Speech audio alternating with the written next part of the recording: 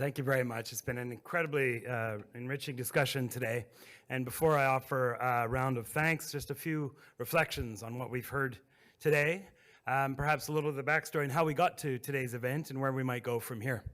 Populism has been top of mind concern in many democracies for, well, in Italy's case, I guess, for 20 years, as Giuliano pointed out, but for many of us since 2016, with some twin shocks in the United States and the United Kingdom. There has been a response to those shocks. And in different walks of life, different professions, different countries, there have been discussions like this as we start to take stock of what's happened. So I think of John and I as diplomats who've served in countries that have been shaken by populism, bringing that concern and looking at what we're trying to do, or what's happening to politics in our country. I think of some of the incredible scholars we've heard today who've observed the phenomenon and tried to get to the bottom of what's happening. I think of journalists like Michael Valpy who have been documenting and trying to get the truth out there, hopefully the truth and not the series of my truths. I think about the political strategists that have had to figure out how to deal with this phenomenon in the very real context of who's going to win power and who's going to lose, and the politicians that have been up there on the stage, knocking on the doors and living this at the coalface. We are now 3 years into this, and I think today is a sense, it gives me some hope that we are moving along in this discussion. We are past, I think, getting past the, oh my God, is this really happening moment to start talking about solutions. And just to list off some of them that I've heard over the three panels that we've had today. First, take account that this is not just an isolated phenomenon. There's a broader disruption in politics because there's a broader disruption in our societies now because the changing nature of information communication technologies and media and the economy. We're dealing with very polarized societies. One thing that all of us can do is to do a better job of understanding people on the other side. When political entrepreneurs come to the scene to take advantage of that polarization with the kind of easy and destructive politics of anger, don't immediately dismiss. Take the opportunity to think of where that's coming from and who it's playing to. Don't attack head on, but also don't play their game. Don't turn that into the politics of your home country.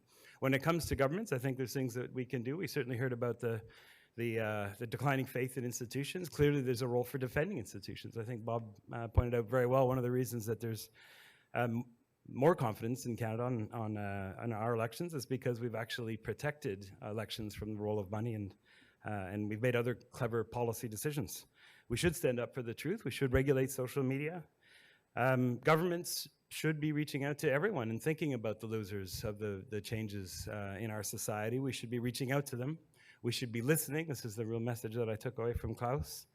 And we should be delivering. We should be identifying what the path is to better lives for everyone in society. And that all of us really need to tell a new story. Matt had mentioned how we had we've lost the ability to tell a convincing story, whether it was center-left or center-right. We need a new story that reflects the realities of today, not a rehash of the stories of yesterday, a story of a hope, but most importantly, a story that could be for all of us and that could be by all of us. Now, where do we go from here? This is an attempt to move from analysis to action.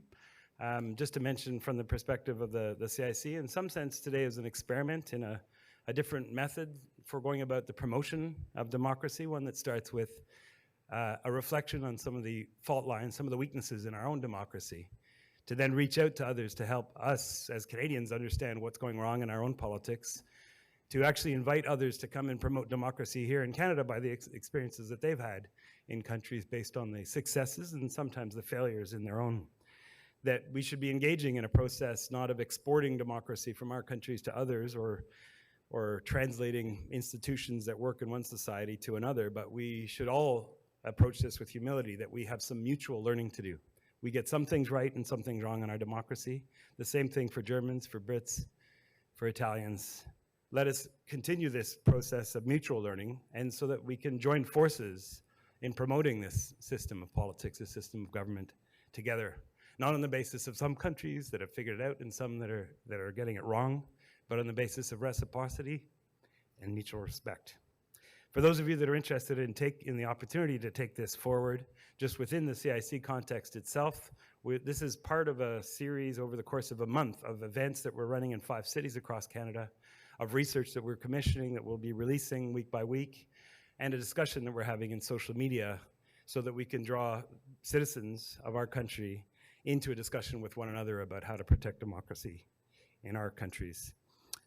So I wanted to take a page out of Clifford Young's books when he said early on today that crises also provide opportunities. Let us take the opportunity of this, oh my God, moment of populism over these last 3 years. Is it really happening here?